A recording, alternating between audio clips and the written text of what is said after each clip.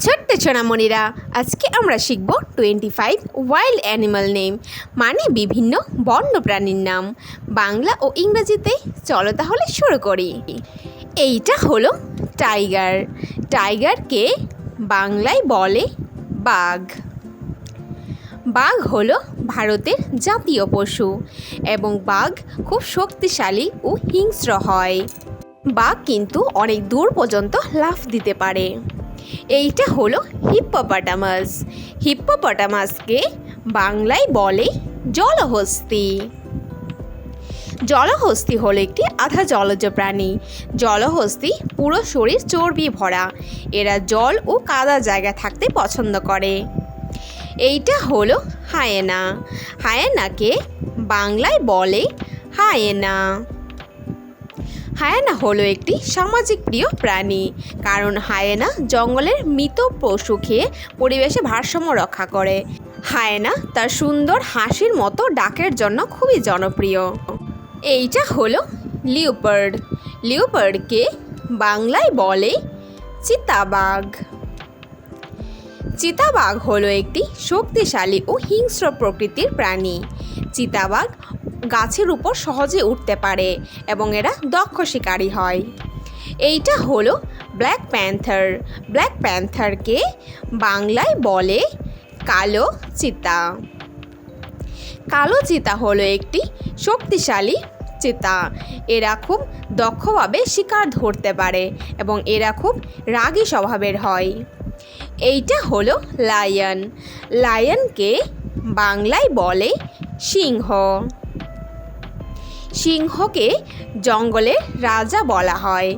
সিংহ তার গর্জনের জন্য খুবই জনপ্রিয় এবং সিংহের মাথার কেশর কিন্তু খুবই সুন্দর।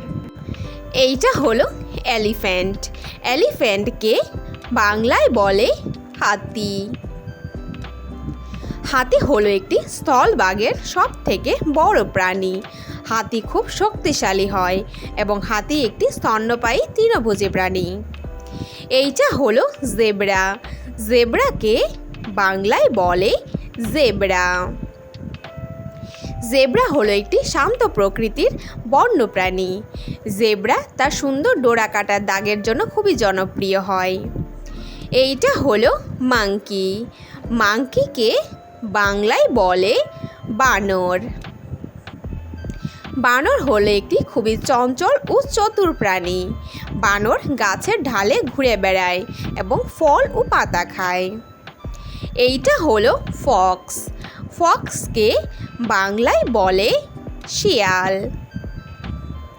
শিয়াল হলো একটি ছোট বা মাঝারি আকারের প্রাণী। শিয়াল সাধারণত নিশাচর হয় এবং এরা দলবদ্ধভাবে শিকার করে। এইটা হলো চিম্পাঞ্জি। চিম্পাঞ্জিকে বাংলায় বলে শিম্পাঞ্জি। শিম্পাঞ্জি হলো একটি বড় আকারের প্রাণী। এদেরকে বন মানুষও বলা হয়। এরা কিন্তু খুব বুদ্ধিমান ও চালাক হয়। এইটা হলো পান্ডা। পান্ডাকে বাংলায় বলে পান্ডা। পান্ডা হলো খুবই সুন্দর ও শান্ত প্রকৃতির একটি প্রাণী। এরা সাধারণত জঙ্গলে থাকে এবং বাঁশ খেয়ে বেঁচে থাকে। এইটা হলো কোয়ালা বের। কোয়ালা বেরকে বাংলায় বলে কোয়ালা ভাল্লুক। কোয়ালা ভাল্লুক হলো একটি ছোট ও শান্ত প্রকৃতির প্রাণী। এরা খুব লাজুক স্বভাবের হয় এবং এরা গাছের ঢালে থাকে। এইটা হলো জিরাফ। জিরাফকে বাংলায় বলে জিরাফ। জিরাফ হলো স্থলভাগের সব থেকে লম্বা প্রাণী। জিরাফের গলা অনেক লম্বা হওয়ায় এরা অনেক উঁচু থেকে গাছের পাতা খেতে পারে। এইটা হলো রাইনো। রাইনোকে বাংলায় বলে গন্ডার। গন্ডার হলো একটি শক্তিশালী প্রাণী। এদের গায়ের চামড়া অনেকটা মোটা হয় এবং এরা সাধারণত তৃণভোজী প্রাণী হয়।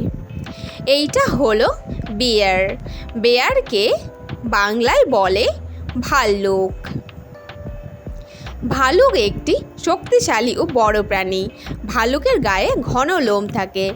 ভালুকের দুটি জাতি আছে, একটি তৃণভোজী ও একটি মাংসাশী। এইটা হলো গরিল্লা।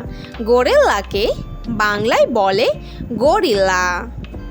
গরিলা হলো একটি অত্যন্ত বুদ্ধিমান ও স্তন্যপায়ী প্রাণী। গরিলার সঙ্গে মানুষের অনেকটাই মিল থাকে, কিন্তু এরা তৃণভোজী প্রাণী হয়। এইটা হলো বাইসন। বাইসনকে বাংলায় বলে বাইসন। বাইসন হলো জংলি গরু বা মহিষ প্রজাতির একটি প্রাণী। এরা খুব শক্তিশালী হয় এবং এরা ঘাস খেয়ে বেঁচে থাকে। এইটা হলো রাকুন। রাকুনকে বাংলায় বলে র্যাকুন। র্যাকুন হলো একটি মাঝারি আকারের নিশাচর স্তন্যপায়ী প্রাণী। এদের মূলত উত্তর আমেরিকাতে দেখা যায়। এদের পুরো শরীর ঘন লোমে ঢাকা। এইটা হলো ওটার। ওটারকে বাংলায় বলে ভোদর। ভোদর হলো একটি আধা জলজ স্তন্যপায়ী মাংসাশী প্রাণী। এরা প্রধানত মাছ, কাঁকড়া ও ব্যাঙ খেয়ে বেঁচে থাকে। এইটা হলো ওমব্যাট। ওমব্যাটকে বাংলায় বলে ওমব্যাট। ওয়েমেট হলো খুবই হিংস্র একটি প্রাণী। এদের দেখতে অনেকটা ছোট ভালুকের মতো। এদের শক্তিশালী থাবা দিয়ে মাটির নিচে সুড়ঙ্গ করতে পারে। এইটা হলো মুজ। মুজকে বাংলায় বলে মুজ।